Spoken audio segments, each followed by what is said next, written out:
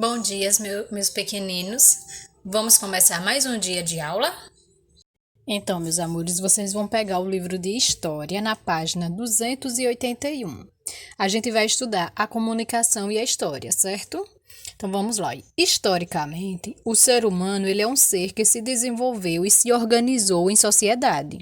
Então, essa organização só foi possível graças à coesão de pensamento permitida pela comunicação. Então, conceitualmente, a comunicação é a forma que usamos para nos comunicar entre nós. Então, ela pode ser verbal, quando utilizamos palavras faladas ou escritas, ou não verbal, quando usamos sons, imagens e gestos para repassar as mensagens. Acredita-se que as primeiras formas de comunicação dos ancestrais, dos humanos, foram desenhos, esculturas e gestos. Então, a mais famosa dessas manifestações antigas de comunicação é a arte rupestre, que são pinturas em cavernas que carregavam significados diversos, desde diários a desenhos ritualísticos para atrair boa sorte na caçada. Ao mesmo tempo, desenvolveram-se grunhidos que elaborando-se seus significados. Com o passar do tempo, foram se transformando em fala articulada. Então, os indícios mais claros sobre a forma de como nossos ancestrais viviam são aqueles que foram desenvolvidos por meio de formas de comunicação, certo? Então, vamos ver alguns tipos de comunicação.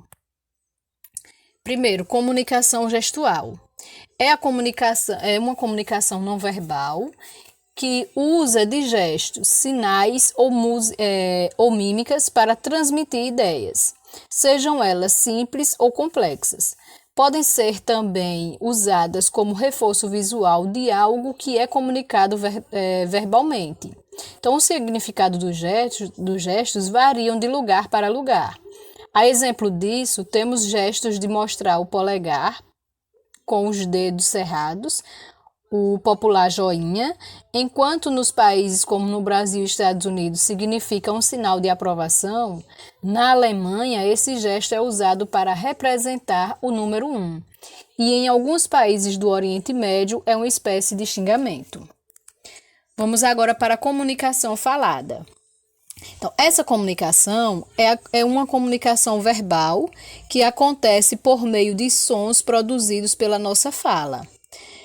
Qualquer meio de comunicação de vozes, mesmo que não sejam apenas reprodutores de som, é meio de comunicação falada, como o telefone fixo, dramatizações de teatro, apresentações na televisão, o rádio, etc. Agora vamos para a comunicação visual. É uma das mais antigas formas de comunicação não verbal. Acontece por meio de símbolos, desenhos ou imagens, por exemplo, uma foto de família, além de uma forma de manter uma memória, é uma forma de comunicação.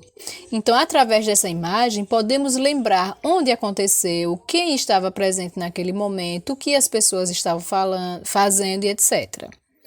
Outra forma de comunicação é a comunicação escrita.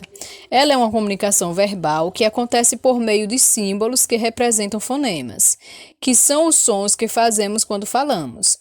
A forma de se escrever é definida culturalmente, o que quer dizer que não existe uma única forma de se escrever no mundo, seja nos símbolos das letras como na forma de escrever. Em alguns países orientais, por exemplo, se escreve e se lê da direita para a esquerda. Às vezes, até em países que usam os mesmos tipos de letras e idiomas, acontecem certas diferenças. No Brasil, por exemplo, o transporte que chamamos de trem, em Portugal é chamado de comboio. E esteira rolante se chama tapete rolante, certo? Outro tipo de comunicação é a comunicação virtual. Ela é um dos tipos mais novos de comunicação.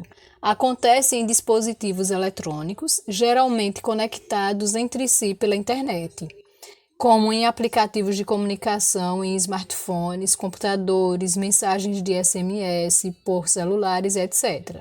Engloba vários tipos de comunicação, como escrita, no SMS e mensagem de chat, não verbal, como as conferências em vídeo, e falada, como as mensagens de áudio enviadas por chat.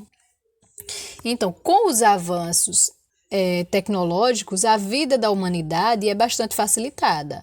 A internet e os modernos aparelhos celulares nos permitem a comunicação com pessoas que estão até mesmo do outro lado do planeta, em tempo real, com bastante comodidade. A informática é a principal responsável por esses avanços na comunicação. Graças aos seus avanços, as distâncias são estreitadas e as pesquisas aceleradas. Entretanto, nem todas as pessoas têm acesso a essas tecnologias. Ainda é bastante comum ver alguns locais sem acesso à internet ou até mesmo energia elétrica. Isso faz com que o desenvolvimento tecnológico seja desigual, de modo que algumas regiões do mundo ficam mais avançadas e outras permanecem sem mudanças significantes. Isso não quer dizer que um modo de vida pouco dependente de tecnologias seja inferior, mas sim que por conta dessa distribuição desigual de tecnologias, as pessoas que não estão inseridas no meio tecnológico podem ser excluídas de melhorias significantes em seus modos de vida, certo? Gente, agora a nossa aula de história é só isso, certo? É só esse conteúdo. Aí vocês vão fazer a atividade proposta aí no Classroom e na agenda. Estarei aqui à disposição para tirar dúvidas de vocês. Qualquer coisa, é só perguntar, certo? Super beijo e bons estudos.